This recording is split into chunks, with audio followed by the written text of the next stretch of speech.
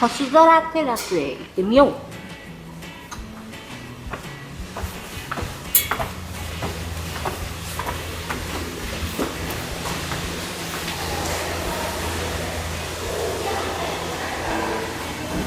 サウナ。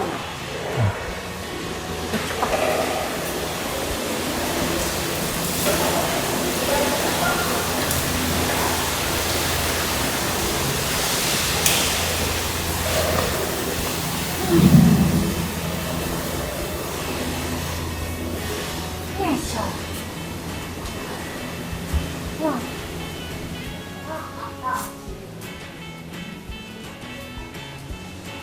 んだこれ。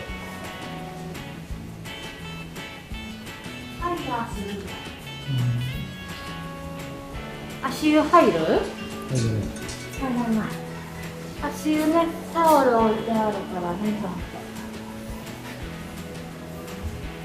夜間は足元が暗くなっておりますので、ご注意ください。わあ。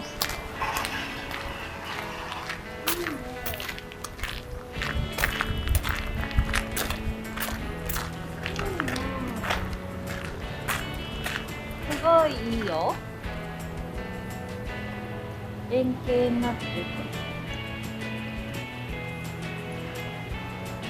長いっしょね。あー、きれい。星空テラスにもう一回来てみたよ。あ、ファイヤーしてる。ファイヤー。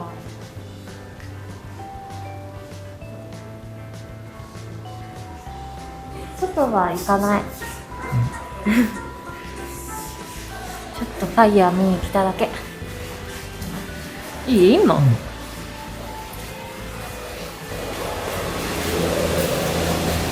以上、夜の星空テラスでした。